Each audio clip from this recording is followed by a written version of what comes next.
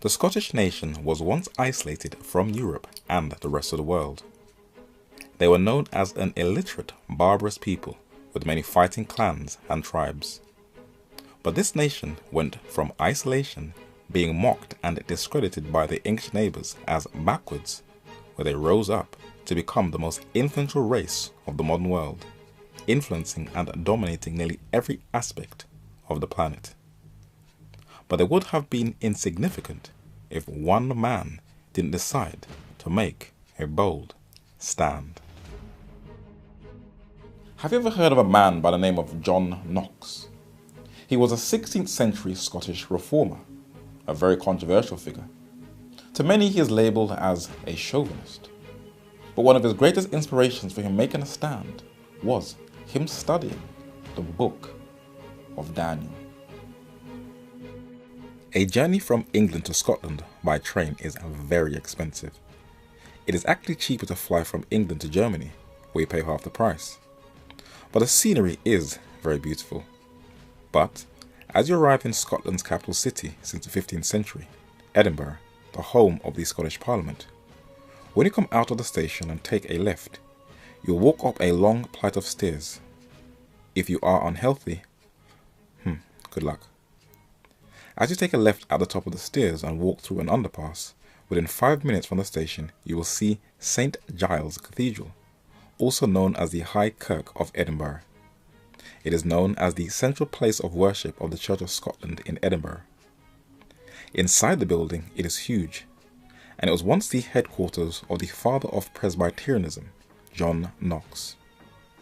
This statue of him presents him as a man who was huge in stature, but contemporary accounts of his day tell you that he was actually quite short.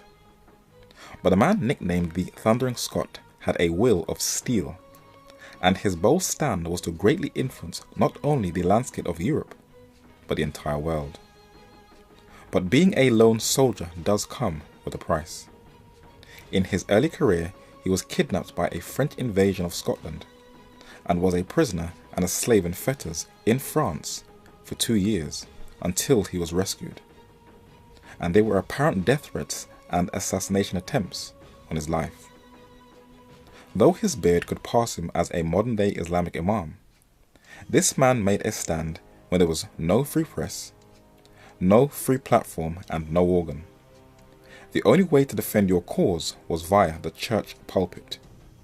And John Knox was standing in the middle of a very intense period of human history, the transition from the age of feudalism and the coming age of liberty. And he was one of many who was to play a key and pivotal role that brought about that change. But what inspired him to make that stand? Patrick Hamilton on the right and George Wishart on the left were two of many martyrs in Scotland. They were killed. Why? Because they put the authority of the Bible above the authority of the Catholic Church. That was a state crime. It was John Knox's close friend George Wishart whose death had the greatest impact on him.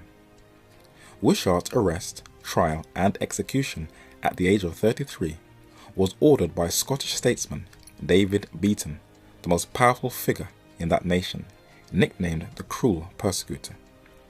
He was the Archbishop of St. Andrews, Lord Chancellor of Scotland, and the last Cardinal Legate of Scotland prior to the Reformation, being the first Scotsman to be raised in that position.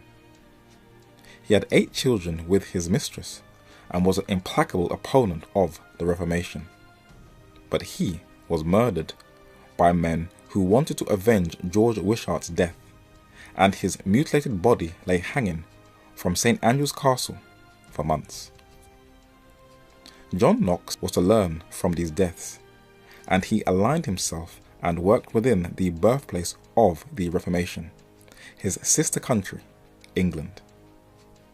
Off Westminster Bridge is the famous St. Thomas's Hospital that was refounded by a young man who was nicknamed the Young Josiah by the English reformers, King Edward VI, who wanted to reform England, and he appointed John Knox. John Knox became a chaplain in Westminster Cathedral and in Hampton Court Palace, the home of the Tudor monarchy. When King Edward VI continued and elaborated on his father's 1534 separation of England from Papal Rome, Knox was to be a part of that work, where he ministered in Berwick-upon-Tees, Newcastle, Kent and London, and left his mark on the Church of England, being a chief foster father of English Protestantism, who shaped the Articles and contributed to the Book of Common Prayer. But the young king's life was cut short. He got an illness and died at the young age of around 15 or 16. And though he tried at all costs to exclude his sisters from being his successor to the English throne, his older sister, Mary Tudor, was to turn England into a bloodbath during her 5-year reign by setting alight all those who put the word of God above the authority of the Catholic Church. John Knox fortunately fled the country in 1553 to France. And today, modern secular-minded, papal-leaning historians are trying to downplay the roughly 288 martyrs and those who also suffered imprisonment, torture and famine during her reign. English reformer and editor of Matthew's Bible, John Rogers, was the first Protestant martyr during Mary's reign. He was followed by other Protestant ministers, from left to right, Hugh Latimer, Nicholas Ridley and Archbishop Thomas Cranmer. The blood of the martyrs is the seed of the church, and they did not die in vain. In Smithfield in London was the beginning of martyrdom, and St. Bartholomew's Hospital on its wall is a monument dedicated to the Smithfield martyrs, and the name that is engraved at the top is John Rogers, who was martyred in 1555. Not far from that monument is the Church of the Holy Sepulchre, known as St. Sepulchre without Newgate, and his name is also written at the top as Vicar and First Protestant Martyr. In Oxford is a monument as can be seen in the centre of the road, and at its top on the steeple are the martyrs Thomas Cranmer, the Archbishop of Canterbury, Nicholas Ridley, Bishop of London and Westminster, and Hugh Latimer, chaplain to King Edward VI. Their names are engraved on the monument, but why were they martyred? It tells you. To be burned, bearing witness to the sacred truths which they had affirmed and maintained against the errors of the Church of Rome. But their fellow reformer John Knox is sadly being undermined, and is presented to the public as an unbalanced, fanatical killjoy who brutalized the young teenage queen, Mary, Queen of Scots. The play in the Royal Lyceum Theatre in Scotland is called Glory on Earth, and it ran from the 20th of May to 10th of June 2017. And as you listen to the responses from the crowd, Knox is ridiculed, and one journal said that it is a call to arms for young women everywhere. The Roman Catholic Church has an absolutely cunning and clever way of making herself look like the victim of history. And the narrator has learned from a teenager that the best way of studying history is to go to the original documents. On a road called Seething Lane in London still stands a house that was once the centre for gathering intelligence for the English government. Its name still bears the title of its former occupant, Walsingham House, and his documents can be found in the official archive of the UK government, a building in Kew in Richmond, in Greater London, the National Archives, that has documents dating back for more than 1,000 years. And a handful of them belong to Sir Francis Walsingham, the Principal Secretary of State to Queen Elizabeth I, known as her spy master, who is the godfather of modern-day intelligence and the secret services. He was a skilled diplomat whose knowledge of languages, French, Italian and Latin, and his recruitment of people from Cambridge and Oxford, nurtured the art of espionage and the questionable and controversial black art of psychological warfare, where he had the tools and techniques for making and breaking codes, and he was kept well informed on contemporary international politics. A book was published in 2006 titled Elizabeth Spymaster by a highly respected OBE British historian, Robert Hutchinson, that is well documented and gives us a picture of the vast intelligence apparatus of Sir Francis Walsingham. An excerpt of it says that Sir Francis Walsingham changed the course of European history. His new network of intelligentsias was nearing full operational capability by 1580. He now had agents based in 12 towns or cities in France, 9 in Germany, 4 in Italy, 3 in the Low Countries, 4 in Spain, and others within the huge Turkish Empire in Algiers, Tripoli, and Constantinople. 8 years after his death, his reputation as a clever and devious spymaster lived on. He outdid the Jesuits in their own bow, that is, at their own game, and overreached them in their own equivocation. David Lloyd, the 17th century English biographer, wrote admiringly in his State Worthies. Many look at the fast-paced action-packed British intelligence flicks, mesmerized by the plots and intrigued by the storylines, but most are totally unaware that British intelligence, that consists of MI5 and MI6, was developed in the 16th century to protect the realm and to counter the deadly Catholic plots that were mostly spearheaded by Western Europe's once most deadliest foes, the Sons of Loyola, the Jesuits. English historians James Anthony Froude on the left and Protestant writer Walter Walsh on the right, a member of the Royal Historical Society, both use state documents to show what really happened during the days of John Knox and Queen Mary of Scots. And in the National Archives in Kew are a number of well-preserved documents that details who Mary Queen of Scots was, and she definitely was not innocent, but sinister and dark. It is clear one of Walsingham's tasks was to review seditious books that were compiled by the Jesuits, and in 1577, May the 28th, it was discovered that Mary, Queen of Scots, was working with the Jesuits, one of many plots that were detected. John Knox's name is only mentioned a couple of times in the British State Papers as a licensed preacher under the leadership of King Edward VI.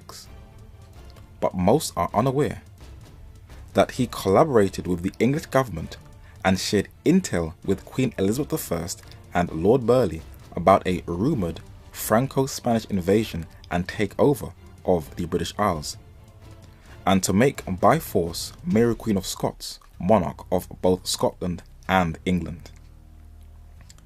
In the 1973 edition of the Encyclopaedia Britannica, Volume 13, under John Knox it reads that in Scotland, matters reached a crisis in the spring of 1559. At this juncture, Henry II of France died and power fell into the hand of the Guises, the brothers of the Queen Regent and uncles of the young Queen of France, Mary, Queen of Scots. Strong French intervention in Scotland was now assured in furtherance of the Guise plan to displace Elizabeth and to unite France, Scotland and England under Francis II of France and Mary. A French victory in Scotland would place Elizabeth and England in grave peril. If not for religious, then for political reasons, it behoved England to make common cause with the Scottish Reformation. Knox lost no opportunity of driving this fact home to William Cecil, afterwards Lord Burleigh, and Elizabeth. The autumn and winter of 1559 saw the Scottish Protestants in desperate plight. Only Knox's superhuman exertions and indomitable spirit kept the cause in being. In the blackest hour, his great sermon at Stirling put fresh heart into the despairing Protestant leaders and saved off irrevocable defeat. On Knox's resolution alone in those months hung the fate not only of Scottish Protestantism, but of Elizabeth England and perhaps of the Reformation throughout Europe. John Knox was a serious brother, Both himself and Walsingham's painstaking endearing efforts saved Europe of being gobbled up by a complete Roman Catholic takeover by the Franco-Spanish armies. John Knox believed that the confiscated property of lands and houses that were once owned by the Catholic Church in Scotland should be equally distributed to provide for the poor and the needy. But a greedy elite thwarted his plans, and he was very upset. Along with other church ministers, John Knox compiled the Book of Discipline that outlined an elaborate educational scheme from parish school up to university, compulsory for all and free to the poor, where a peasant child, both girls and boys, can get access to education, and not just the nobility and the elite. And he believed not the state, but the church should finance this venture. John Knox, unlike other reformers, was not born into privilege, but from humble beginnings. But he was assisted by some of the nobility. One of them, before his untimely assassination, was James Stuart, the Earl of Murray, Regent of Scotland, and the half-brother of Mary, Queen of Scots. This is how John Knox wanted to reform Scotland. But his nemesis, Mary, Queen of Scots, is pictured as this guilty party by modern-day stage productions. But why was she so eager to govern both the thrones of Scotland and England? There is a reason why. Henry Tudor, also known as Henry VII, was an English monarch of Welsh descent who started the House of Tudor monarchy in England. He had a few children to continue the lineage. His successor to the English throne was Henry VIII, who also had a number of children to continue their legacy. And this allegorical painting shows him seated with his daughter Mary and her husband Philip II of Spain on the left, and his son Edward VI and his other daughter Elizabeth I on the right. Margaret Tudor was the brother of King Henry VIII and the daughter of King Henry VII. She married James Stuart, also known as James IV of Scotland, therefore forming an alliance between the Tudor and Stuart monarchy of England and Scotland. They had a child together, James V, and he married French Queen Marie or Mary de Guise, of the Guise dynasty, that now formed a Franco-Scottish bloodline alliance. James V of Scotland and his wife, Mary or Marie, had a child who was born in Scotland but was raised in France, and she was Mary Stuart, better known as Mary, Queen of the Scots. This queen was therefore a descendant of the Tudors of England, being the great niece of King Henry VIII, the Stuarts of Scotland on her father's side, and the Guises of France on her mother's side. Her son, who the famous 1611 Bible is named after, James Stuart, King James VI of Scotland and the first of England, secured that position, and he was almost blown up by Guy Fawkes and his fellow co-Catholic conspirators in a failed coup who wanted to replace him with a Catholic king in what wasn't accomplished with Mary, Queen of the Scots.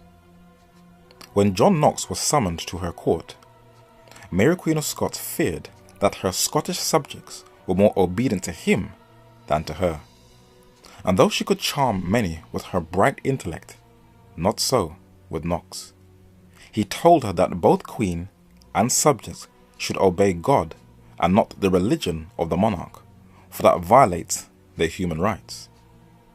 "Your will, madame," said Knox, "is no reason, neither does it make that Roman harlot to be the true and immaculate spouse of Jesus Christ." John Knox brought Mary to tears. Her authority was being challenged. But as you read through the state papers, Sir Francis Walsingham intercepted a plan in 1568, December the 20th, of an attempt between France and Spain for altering the religion of England, and they wanted to place the Queen of Scots on the throne. In 1571, another plot was intercepted of an attempt of Spain invading England and setting up the Queen of Scots as the monarch. And in 1575, another plan was intercepted where several Scots refugees in France attempted to liberate Mary, Queen of Scots, who was under house arrest in England. There was also another reason why the English intelligence was so sharp. In the year John Knox died in 1572, as shown in the film Queen Margot, was the famous St. Bartholomew's Massacre, where roughly estimated 70,000 Protestants were massacred by a Catholic mob throughout France. Neither rank, sex, nor age was spared. In the Vatican, in St. Peter's Basilica, is a statue of Pope Gregory XIII, who the famous 1582 calendar is named after. He sits above his master, the dragon, but he endorsed the massacre. This coin struck by him is a glorification of that massacre in 1572. But who inspired the Catholic monarch Catherine de' Medici, as can be seen in this painting, to conduct this papal bloodbath? In a book titled The Power and the Secret of the Jesuits, published in 1930, by Austrian cultural historian and writer René Philip Miller, he documents that it was Diego Lainez, the second superior general of the Jesuits, back then labelled the Black Pope because of the colour of his ecclesiastical clothing, who intellectually masterminded the massacre after a firm meeting with Catherine de' Medici.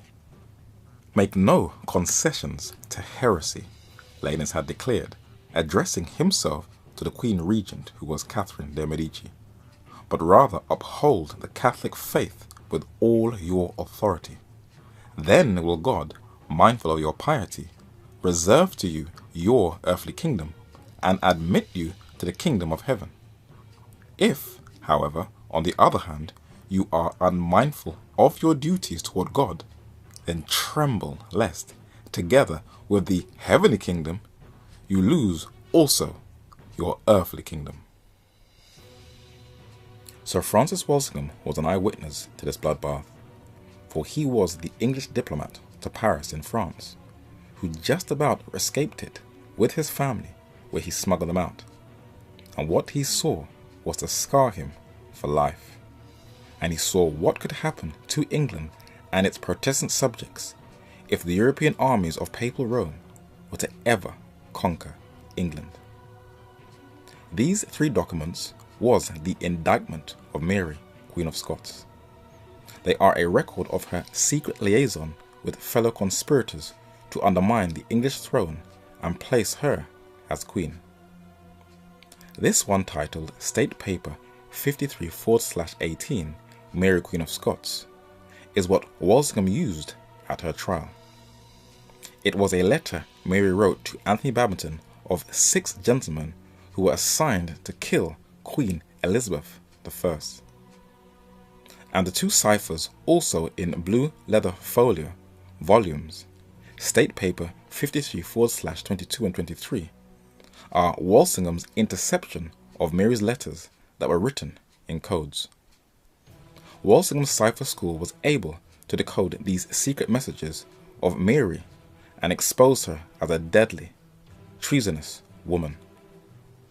She was executed for her crimes against the state, and her body still lies in Westminster Cathedral, in a well-preserved coffin at the back. But it was John Knox who first hindered her plans. But what was the impact he left in Scotland? Writers like John Lorenz von Moschim, the German Lutheran church historian, preserved his legacy in his famous work, An Ecclesiastical History.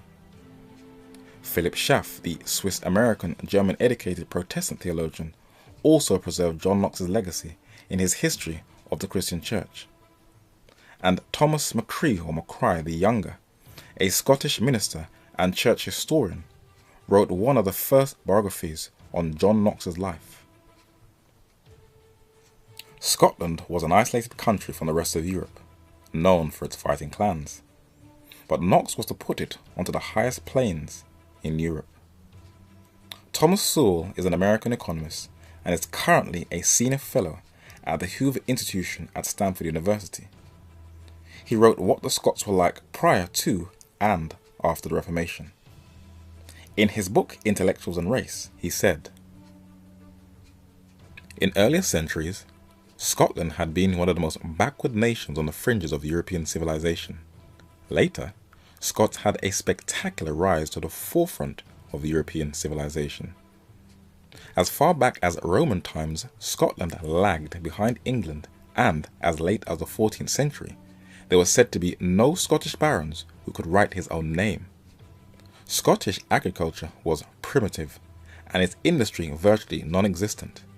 The people were illiterate, and there was no law and order except for the arbitrary edicts of the local clan chiefs.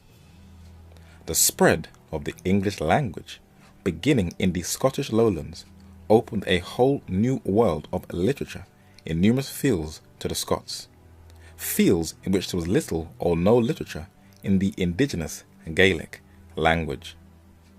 Education caught on so widely in the Scottish lowlands that they had compulsory education before England did, and developed the most extensive system of schools in Europe, and that was down to John Knox.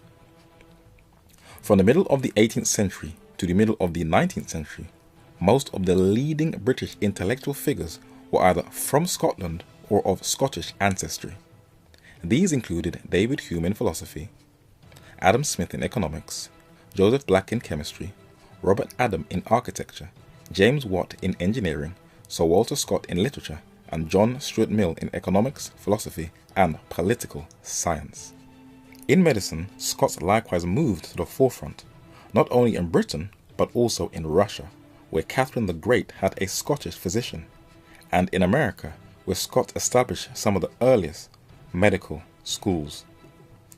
Scots also set the world standard in engineering in general and shipbuilding in particular. By 1871, nearly half the ships built in Great Britain were built in Scotland. Scottish universities surged ahead of English universities in science and engineering. In short, the Scots surpassed those from whom they once learned. From reading the works of Thomas Sewell, you would think that he borrowed it verbatim from a Scottish writer who wrote about his homeland and its development since the Reformation. East Preston Burial Ground is a well-kept cemetery in Edinburgh in Scotland that has the remains of what looks like many affluent people in Scotland, where the graves are very well kept, and among them lies the remains of a man and his family. His name is Dr. James Aitken Wiley, a Protestant professor and Scottish historian. At the bottom of his grave are the words, "Till he come," where he waits to arise at the first resurrection. But until then, let us resurrect his words. Wiley was, and the narrator will say still is, a prolific writer and the leading Protestant authority throughout the English-speaking world in Christendom. He was not a patriot who romanticized about the past. He was not a polemic, and did not believe in the deist hero worship of the great man of history, like fellow Scot Thomas Carlyle. He was balanced. And from young, Wiley knew that through all the ages of the future, the foremost place among Scotsmen must belong to Knox. John Knox never feared man because he never mistrusted God. Knox grasped the eternal principle of liberty, the government of the human conscience by the Bible, and planting his Reformation upon this foundation stone, he endowed it with the attribute of durability. From an early date, Scotland had been in course of preparation for the part it was to act in the great movement of the 16th century. A small country, it was parted by barbarism as well as by distance from the rest of the world. The land was the dwelling of savage tribes who practiced the horrid rites and worshipped, under other names, the deities to which the ancient Assyrians had bowed down. Of all the countries of Europe, Scotland is the country which owes most to the Reformation, seeing it received most from it. The Reformation found Scotland a country of inhospitable bogs and moors, and it has made it a country of gardens and richly cultivated fields. The Reformation found Scotland a land without letters, and it gave it a literature destined to endure while the language lasts, rivaling in terseness and elegance of diction the purest models of the Augustan era, and far excelling them in dignity of matter and grandeur of sentiments. The Reformation found Scotland a land without arts, and made it the inventress of the steam engine, which has revolutionized the labour of the world, and is destined, after covering its own soil with the marvels of industry and trade, to extend the blessings of commerce to the remotest shores and the rudest tribes. In a word, the Reformation found Scotland the least of the European nations, and it has placed it, in conjunction with its sister of England, at the head of the nations of the earth. This well-researched book, How the Scots Invented the Modern World, by Arthur L. Herman, an American popular historian, that was published in 2001, is the only known modern work that credits John Knox as developing the Scottish culture, whereby most historians credit Scotland's greatness to the Enlightenment period of the 1700s. King James VI of Scotland and the first of England's tutors were some of the best minds in Scotland. Scottish historian George Buchanan, on the left, was a Protestant and known as Scotland's greatest humanist. He was educated in Paris, France, and was a tutor to the young king. And Sir Peter Young, on the right, was also a Protestant. He was a Scottish diplomat who studied under Theodore Beza in Geneva, Scotland. He was also a tutor to the young king. John Napier, the 8th Laird of Merchiston, was also a Scottish Protestant. He was a mathematician, physicist, and astronomer. He wrote a commentary on the Book of Revelation published in 1593, and like John Knox, identified the papacy as the harlot of Revelation chapter 17. But he was also the discoverer of logarithms that revolutionized mathematics from the 17th century to this day, from his 1614 publication that he spent over 20 years devising. Both the knowledge of science, math, and the Bible were interchangeable at that time period, and one Scot made some very serious contributions. Alexander Cruden was a Scottish author who made one of the earliest concordances of the Bible. In Camden Passage, a small alleyway in Angel in North London, is where he lived and where he died, and there is a monument just above this restaurant on the top left, where it describes him as a humanist scholar and intellectual, a tutor-appointed bookseller to Queen Caroline in 1737, who compiled the Concordance of the Bible. But the Scots were to also influence philosophy, literature, architecture and construction, economics, building on England's foundation, and in the field of science, where its top academic institutions, like the University of Glasgow, where it trained many of the leading men in the 1700s and onwards. In London's Piccadilly, the white building on the right houses the Royal Astronomical Society, that encourages and promotes the study of astronomy, solar system science, geophysics, and closely related branches of science. Thomas Dick, the Scottish church minister and scientist who harmonized the Bible and science, was educated at the University of Glasgow. Joseph Black, Scottish physician and chemist, is best known for his discoveries of magnesium, the concept of latent heat, and the rediscovery of fixed air that we call today carbon dioxide. Was also educated at the University of Glasgow, where he also became a professor of anatomy and chemistry at that institution. Scottish anatomist and physician William Hunter has a museum named after him to further his studies. He was educated at the University of Glasgow. His younger brother, the surgeon John Hunter, though not educated in Glasgow but in London, also has a museum named after him in London for his contributions to science. In London's Embankment is an architectural work that was designed by a Scot. This neoclassical style of building is called Somerset House on London's Waterloo Bridge. Overlooking London's River Thames, it is also the campus of London's King College. It was designed by Swiss-born Scottish architect Sir William Chambers, a member of the Swedish East India Company, the Royal Academy, and the architectural tutor to the young Prince of Wales, later King George III. But he had a rival. It was Robert Adam, who transformed the art of building in the modern world, and this Scot was to also have an impact on modern architecture. There is a road named after him by the Wallace Collection behind London Selfridges, and the house where he once lived still has a plaque bearing his name.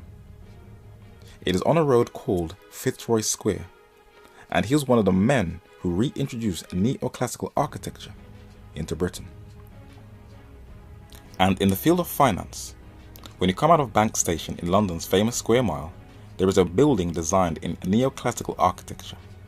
It is the headquarters of the Bank of England, the central bank of the United Kingdom, the second oldest central bank and the 8th oldest bank in the world, that was set up in 1694 for the benefit of English merchants in the 17th century after a terrible naval defeat from the French on the 10th of July 1690 on the English Channel at the Battle of Beachy Head, that would inspire England to build a powerful Royal Navy that would help in the development of trade, agriculture and industry, and the newly developed economic system of trafficking in slaves that contributed greatly to the build-up of the finances of the British Empire.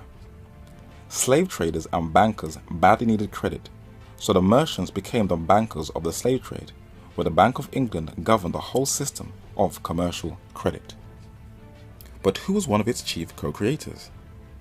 William Paterson, a Dumfriesshire Scot, was a man who had drawn up the original proposal for the Bank of England. Another Scot, a convicted murderer and economist, John Law, set up a bank in France, the Banque Générale, that could issue paper money or banknotes. He was responsible for the Mississippi Company bubble that financed the monopoly and expansion of the French Empire. Another Scottish economist, Adam Smith, famous for the work Wealth of Nations, that has played one of the major contributions to economic and political theory, laid the foundations of classical free market economic theory, and he was also educated at the University of Glasgow. What about modern trains and rail travel? How did the modern world get to reach their destinations in rapid time? In London's Science Museum are many inventions that are dedicated to the history of rail travel. Both Thomas Sewell and James Aiken Wiley are clear that it was the Scots who started rail travel, but it was developed from the English. This is the workshop of James Watt, the Scottish inventor, mechanical engineer and chemist, educated at the University of Glasgow, who developed the steam engine that has impacted modern travel. He was a fellowship at the Royal Society of both London and Edinburgh, and the London Independent says that his workshop changed the world. And the Guardian said that James Watt changed history and the future of our planet. But it doesn't stop there. Most of us, not all, for there is a lot of poverty out there, possess a mobile cell phone. And modern smartphones are like computers, where you can pay bills, take pictures, watch a documentary, film, or the news, make a call, and the list goes on. But who is responsible for this invention? Scottish inventor Alexander Graham Bell is credited with patenting the telephone. But there seems to be a very heated discussion of recent times, for Americans are claiming that he stole it from them.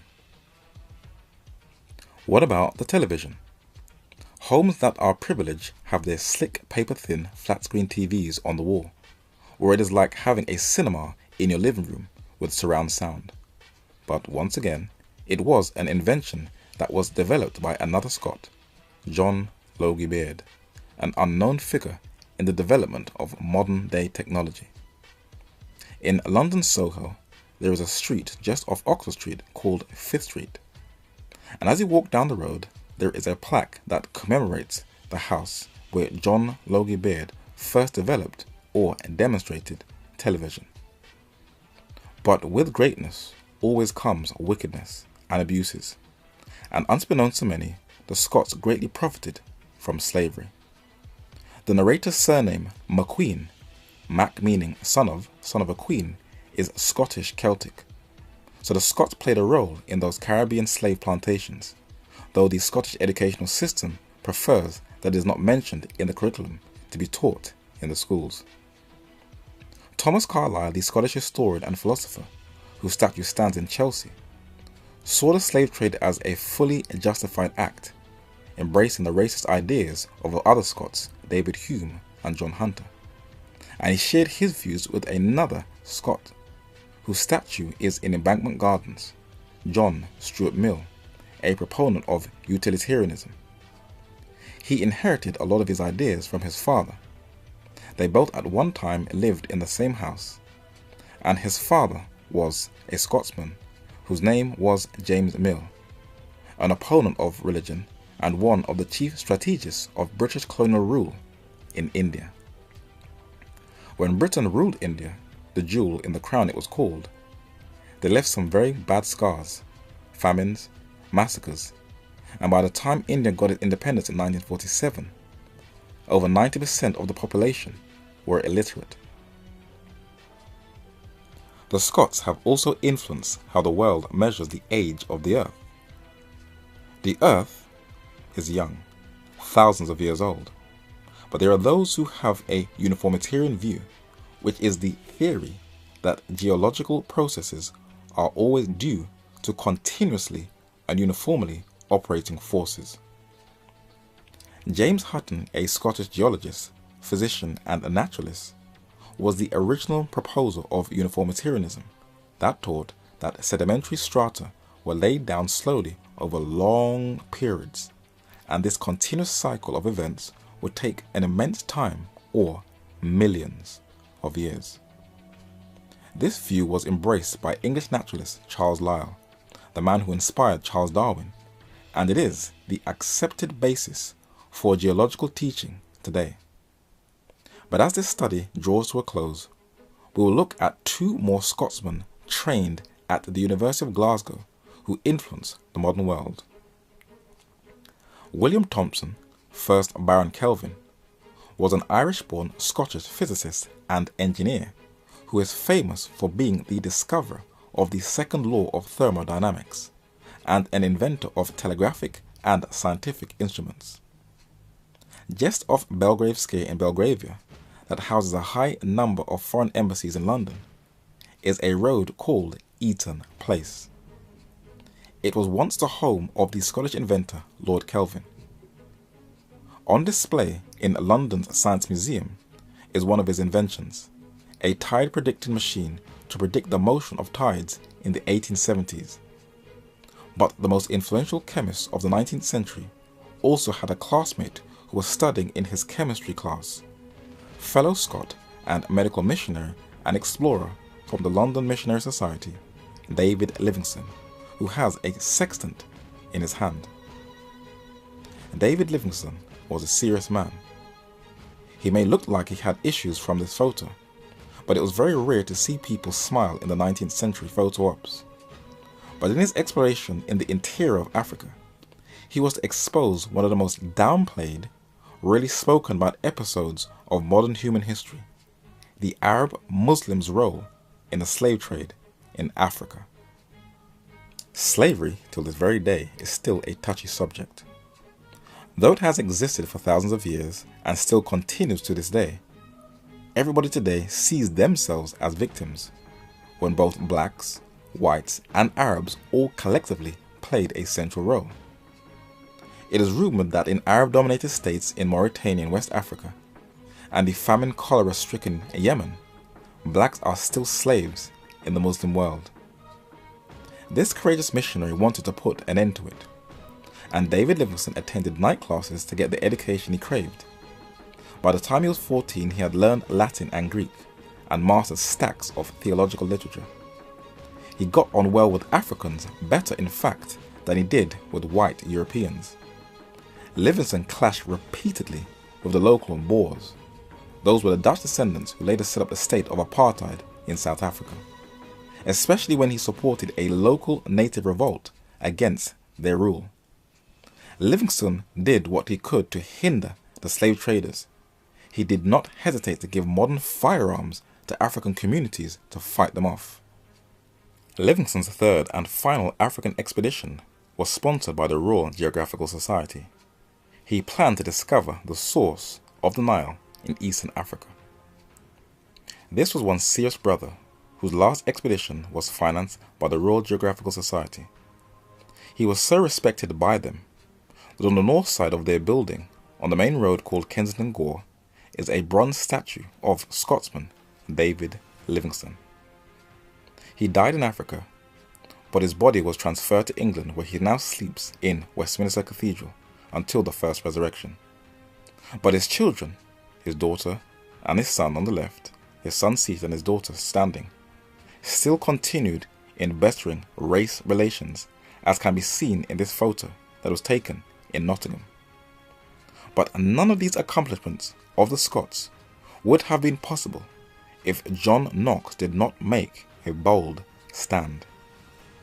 Behind his church in a parking lot are his remains, under number 23. Many feel this greatly discredits him, but like Livingstone and others before them, these all died in faith, not having received the promises, but having seen them afar off. John Knox was to preserve many of his theological and prophetic beliefs that he committed to his two secretaries, that many reformers and churches in succeeding centuries in the English-speaking world were to continue to expound upon in their prophetic discourses of where they were in time. Knox preserved it in his The History of the Reformation of Religion within the Realm of Scotland, that was published between 1559 and 1566.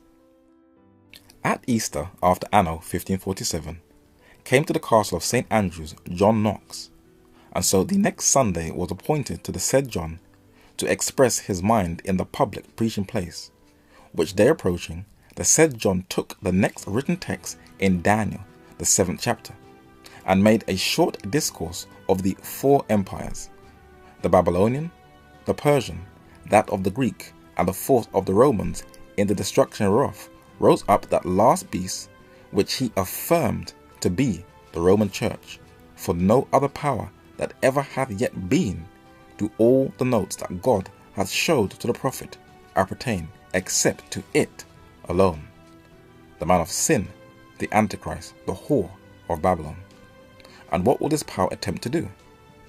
And shall speak great words against the Most High, and shall consume the saints of the Most High, and think to change times and laws, and they shall be given into his hands until a time, and times, and dividing of time. This was John Knox's expose of Daniel chapter 7.